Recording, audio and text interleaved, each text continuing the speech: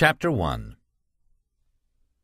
You'd think that meeting Jesus face to face, as I did 6 years back, would give you a leg up on the Christian life.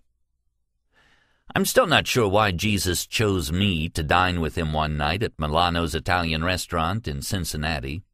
Maybe God knew that my resistance to him was a mile wide and an inch deep.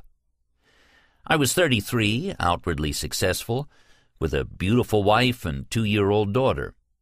Behind the veneer, our marriage was in shambles. I doubted myself as a parent, and I wondered where in the world anyone could find the secret to life. I received an anonymous invitation to dine with Jesus. Surely a prank by the guys at work. So I showed them. I arrived at Milano's and sat down to eat my free meal, across from a guy who claimed to be Jesus.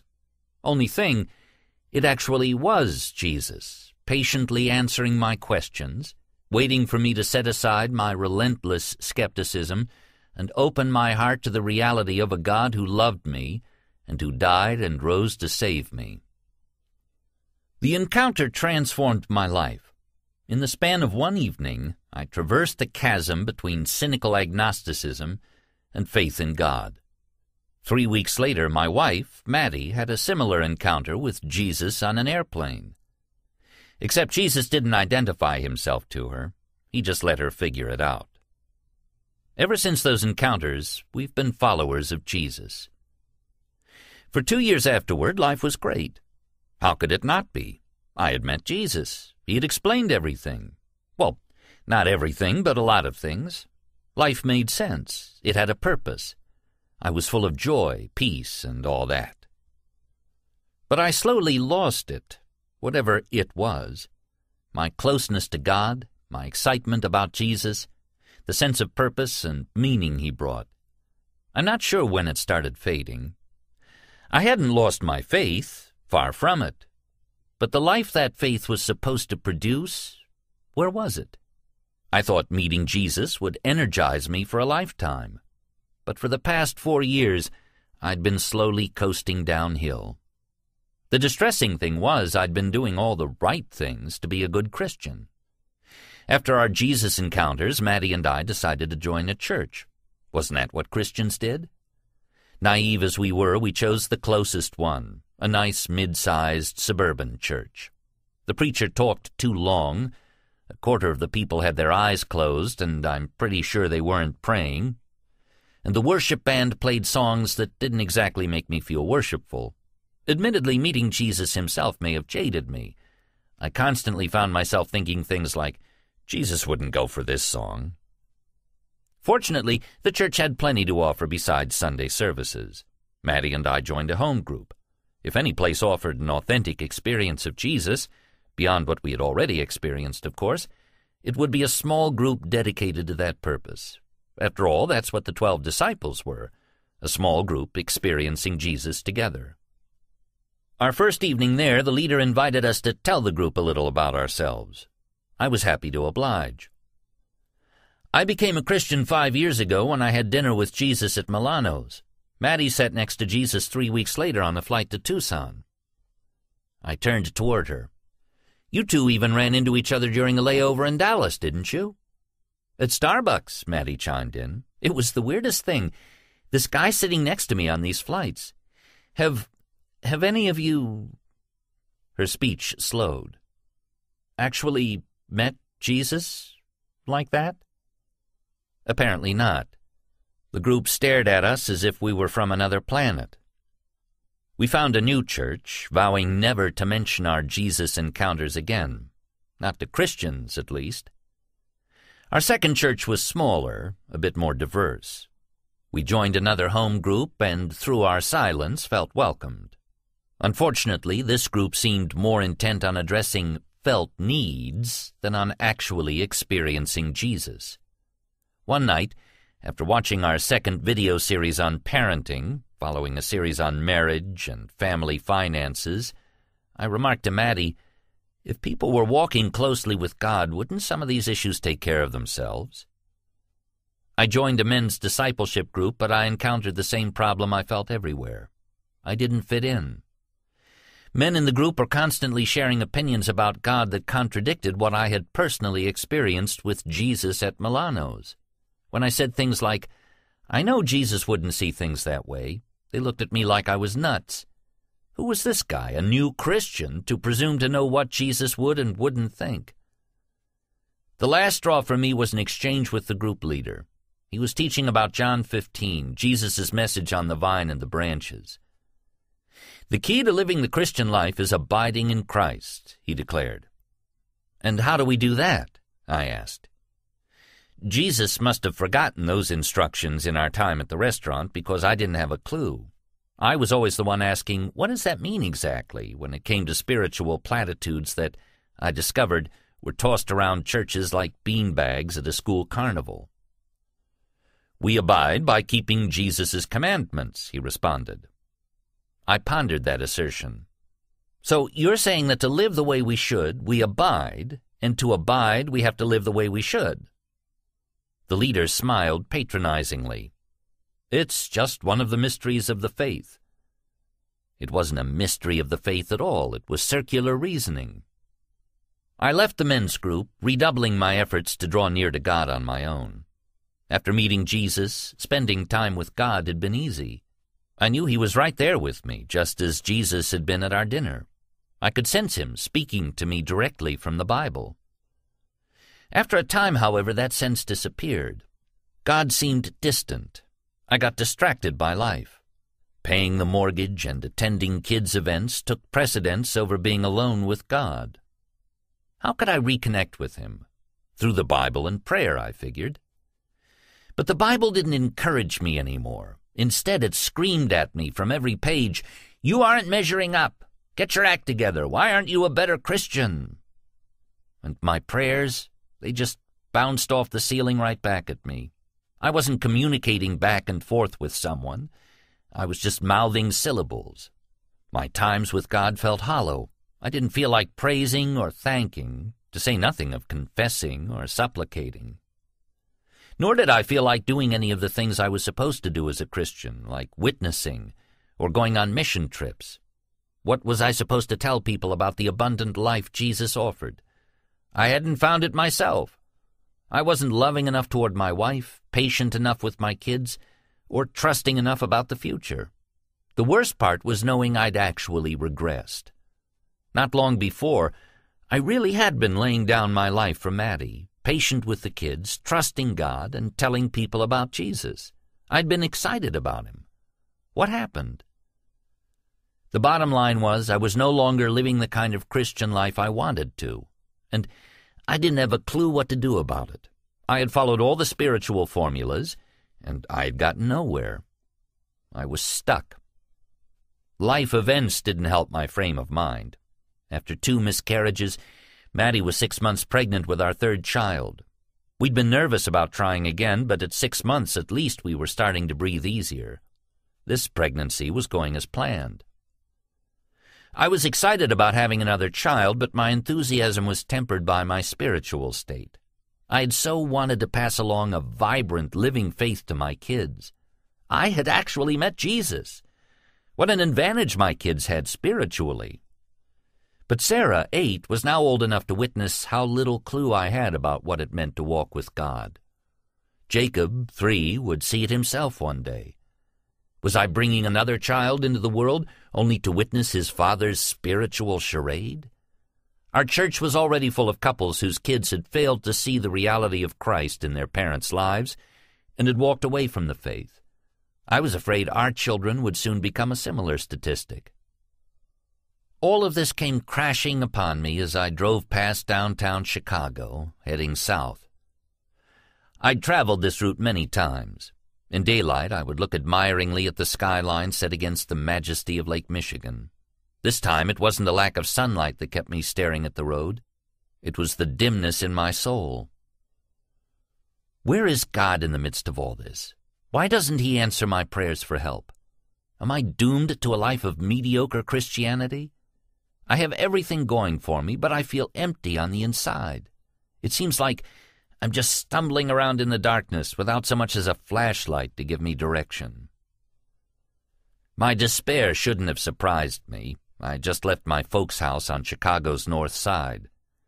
Spending time with my folks, especially my dad, always made my thoughts spiral downward, even when our visit was cordial. This one wasn't. I had only agreed to go to Chicago under considerable duress, the logic of Mattie.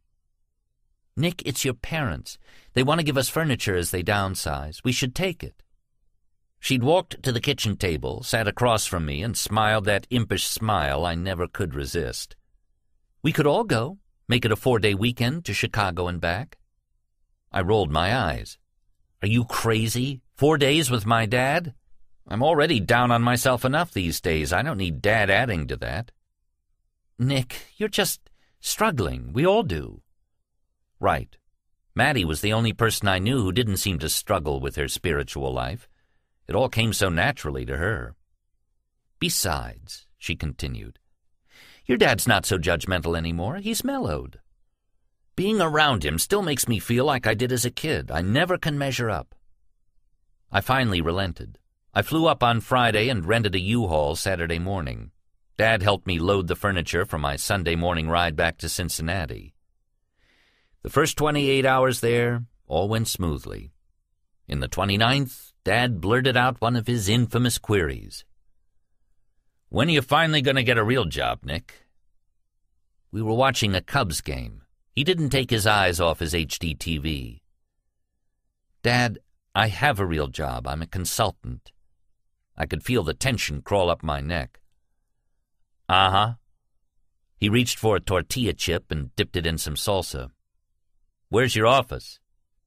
"My clients don't care that I office out of the house. I go to their workplaces." He was silent for a few moments.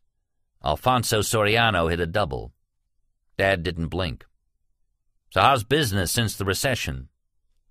I shook my head. He wouldn't give up. "It's taken a while to pick back up." He leaned forward slowly and extracted another chip from the bowl. "I figured. Income's down too, I bet. Are you two making it?" I turned to him. "Yes, Dad, we're making it fine." My tone was curt. I knew he could tell I was getting annoyed. "Uh-huh." He dipped his chip and ate it. "I'll tell you who really is doing fine." Oh, brother. Here it came, comparing me to my sister Ellen, an attorney for the Environmental Protection Agency in D.C. "Who?" I asked, as if on cue. "Ellen." What a shock. "Just got a promotion, you know." "No." I stared at the game. "And set financially. Did you know she has a guaranteed pension? By the way, how have your 401ks done the last few years?" I could feel the vein in my neck throbbing. "They tanked in the downturn, I already told you that." "Yeah, and you sold low." He reached for the beer on the end table and took a sip. "Mattie and the kids are counting on you providing some security, Nick, especially with another one on the way. If I were you, son—" I rose from my chair, seething. "You aren't me, Dad, and I'm not you. If you were me, you'd still be working at Pruitt." "It was a good job for you, son." "Right, and they were falsifying environmental data for client reports. That's a federal crime." He turned back to the TV and watched another pitch, ignoring me while I stood in the middle of the living room. He finally reached for another chip. "It just seems to me that Mattie would be happier if you were a little more stable." "No, Dad, you'd be happier." I strode toward the kitchen and then turned abruptly, my voice rising. "And I am stable. I've only had 2 jobs in 9 years. That's stable."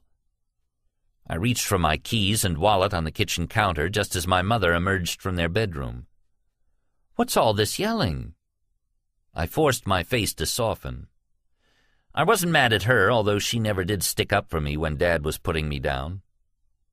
"Dad thinks what I do for a living isn't good enough." "I didn't say not good enough," the reply came from the living room. "I said too unstable, plus your investments—" "That's enough," I shouted. I stomped down the hall to my bedroom, threw my stuff in my bag, and walked back to the kitchen. "Bye, Mom. Thanks for the furniture." I kissed her perfunctorily on the cheek. "You're leaving?" "Yes." "But, Nick, it's 9 o'clock. You can't drive home at night." Sure I can. Did it in college all the time. I walked to the side door to avoid the living room. I'll call you next week. She glanced nervously toward the living room. Aren't you going to say goodbye to your dad and thank him for helping you load up? I said thanks earlier. I opened the door and stepped out, then turned back to her. If he wants to apologize for anything, he can call me. I closed the door, climbed in the U-Haul, and drove away, leaving my dad behind. What I couldn't leave behind was the effect he had on me. I was 40 years old, for goodness sake. Why did it matter what he thought of my life? But it did. It always did. I felt doubly bad because of the way I had reacted. My dad knew exactly how to press my buttons and get me to overreact, and when I did, all of my Christian veneer vanished. I was the same old Nick, blowing up at my dad like I always did. It was never his fault, of course. He never lost his temper. Just asked questions. Innocent questions. Ever since I'd met Jesus, my dad believed I was just going through a religious phase. It would blow over. Or, worse, from my perspective, it wouldn't change anything about me. Getting mad, stomping out after 9 o'clock at night, I could just see my dad walking into the kitchen, getting another beer, and saying to my mother, he must have left his religion in Cincinnati again. Butting heads with my dad filled me with both anger and guilt. Heading south, I looked in my right side mirror and saw the lights of Chicago fading behind me. Despite the beauty of the city, I felt empty every time I drove away from this place. My next move didn't help matters. I picked up my cell phone and called Maddie to tell her I was on my way home. I gave her the short version of what had happened at my folks. You did what? I walked out. Look, Maddie, I don't need you getting on my case too. My dad is bad enough. I'm not getting on your case, Nick. She sounded stern with me. I just think you're going to have to apologize to your parents. Me? Apologize? Are you kidding? My dad is the one who needs to say he's sorry. He's been treating me this way my whole life, and now you're standing up for him. There was silence on the other end. Are you finished? She finally said. Yes. Then I'll see you when you get home. I'll pray that God keeps you awake. Bye. Bye. Great. Now everyone was mad at me. I needed a distraction. I turned on the radio and slowly scanned the AM dial, landing on a health talk show. Someone called in about low testosterone. Maybe that's what I need, more testosterone. I could use a boost. I listened to the host's response. Okay, maybe that's not what I need. Someone called in about toe fungus. My mind wandered. I scanned highway signs and billboards and caught myself starting to play the alphabet game, a family favorite that Sarah always seemed to win. I wallowed in my funk through Gary, onto Interstate 65, and past Merrillville. I glanced down at the U-Haul's fuel gauge. Almost an eighth of a tank. I didn't feel like stopping yet. This gas tank is huge. Rensselaer is only 20 miles. There's a station there. I drove on. I knew I was in trouble when my engine started sputtering 10 minutes later. I pressed on the gas pedal. Kerplunk, kerplunk. I glanced at the fuel gauge. 1/16 of a tank. Can't anyone make an accurate fuel gauge anymore? I pumped the accelerator. Nothing. The truck slowed. I glanced in my side view mirror. Darkness. I was stuck in the pitch black in the middle of nowhere. Somehow it seemed fitting. When the truck slowed down to 30, I pulled over to the shoulder and coasted. I glanced at the clock. 11:27. Only a month ago I let our AAA membership expire. Brilliant move, genius. I glanced in my side view mirror again. One pair of headlights. Not many cars to wave down. Not that I'd want to. But there's no way I'm going to ask Maddie to drive 200 miles to bring me a gas can. Fortunately, I had a savior, my BlackBerry. Surely I could find a 24-hour tow service to run me some diesel and charge me an arm and a leg. Between this and paying for the U-Haul, I could have bought new furniture. The truck rolled along the shoulder and finally came to a stop. I sat and stared out past the front of the truck. There, my headlights illuminated a man holding a fuel can. It was Jesus.